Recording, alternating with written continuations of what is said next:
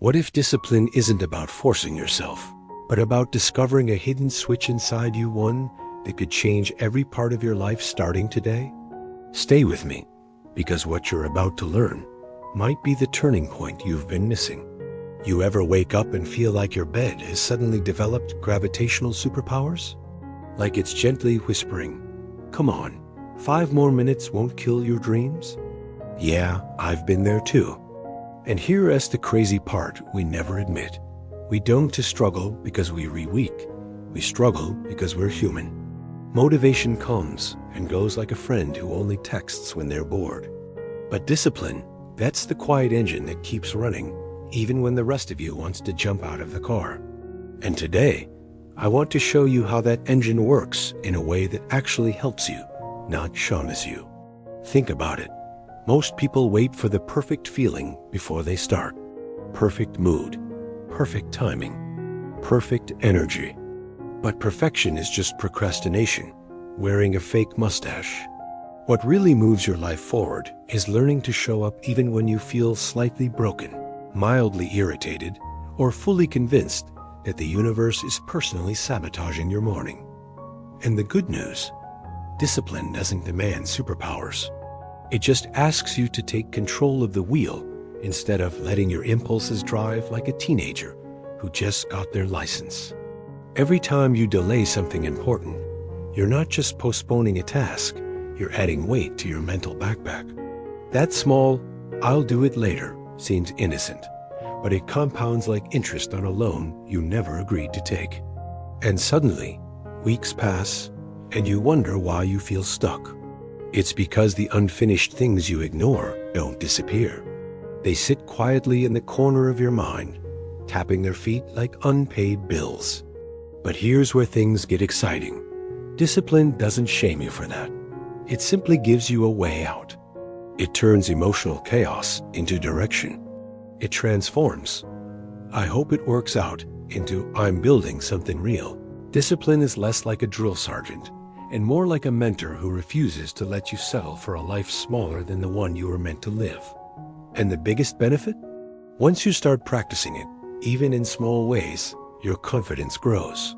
Not the loud, dramatic kind, the quiet kind.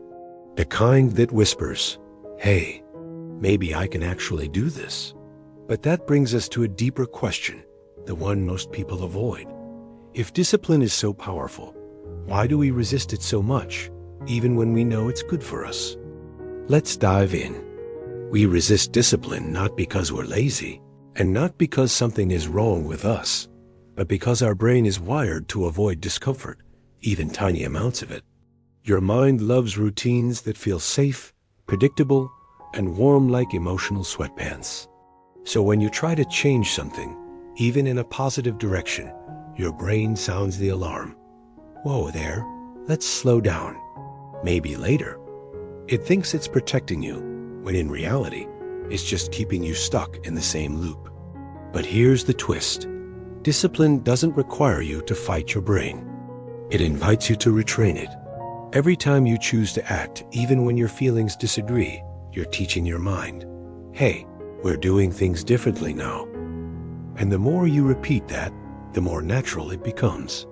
What used to feel like climbing a mountain starts feeling like climbing a slightly annoying hill. Still work, but doable. You know what else happens? Your relationship with yourself changes.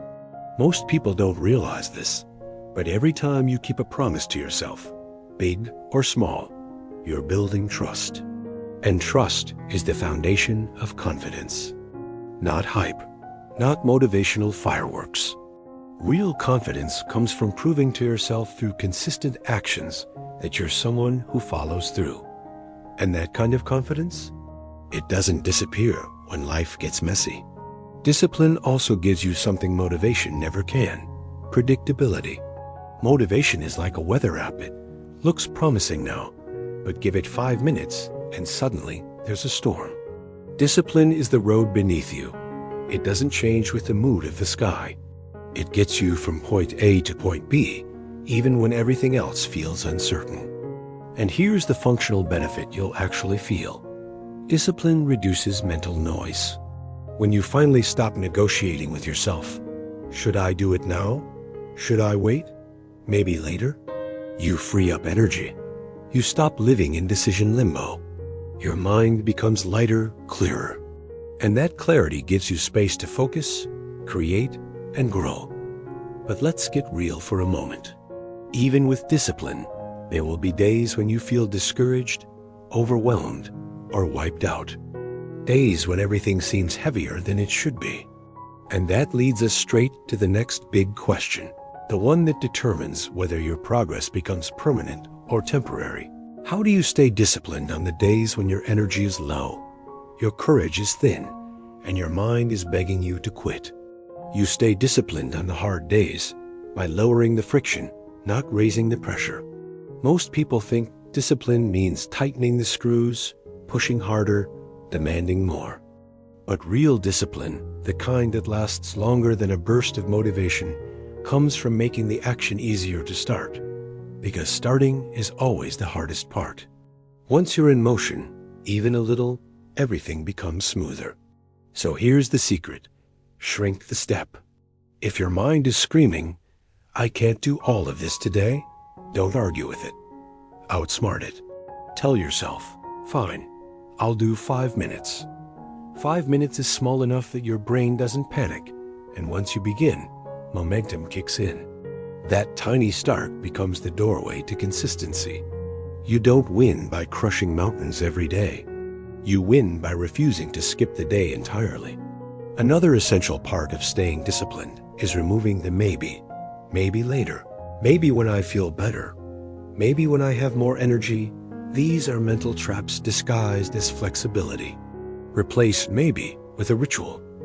A fixed ritual removes the internal debate. When you brush your teeth, you don't think, negotiate, or hype yourself up, you just do it. Build that same automatic simplicity around your commitments. Discipline thrives where negotiation dies. And don't underestimate the power of environment. Willpower is a weak soldier when the battlefield is full of distractions. Make your environment work for you, not against you. Put your phone in another room. Lay out your tools the night before. Turn your workspace into a trigger for action rather than avoidance. When your environment supports your goals, discipline stops feeling like a fight and starts feeling like a flow. But here is the part people rarely admit. Discipline isn't supposed to feel glamorous. Growth isn't shiny. Most of the time, it's quiet, repetitive, unexciting work. And that's okay. Because the magic isn't in the sensation, it's in the accumulation. You may not notice the difference today or tomorrow, but you will in a month, in a season, in a year. Tiny acts compound into massive transformations. And let's talk about self-respect. Discipline builds it like nothing else. Every time you follow through, even when it's tough, you're telling yourself, "I matter enough to keep my word." And that internal respect becomes the fuel for bigger decisions, braver choices, stronger boundaries. In the end, discipline isn't about becoming tougher. It's about becoming aligned with the person you know you're capable of being. Now here is the question that brings everything full circle. If you already know that discipline is the path to your strongest, clearest, most powerful self, what's stopping you from starting today? Because the only thing between you and a different life is the moment you decide to act. And if you're here, listening, reflecting, feeling that fire inside you growing even a little, then that moment might be right now. So take the first step, even if it's small, even if it feels messy, even if part of you still doubts. Your future self is waiting for you on the other side of this decision, cheering you on. And hey, before you go, if this message hit you in that place where your excuses normally live, then stick around. Subscribe to the channel, not out of obligation, but because you deserve a space that reminds you of your strength, your grit, and your potential. We're building something real here, and I'd love for you to be part of it.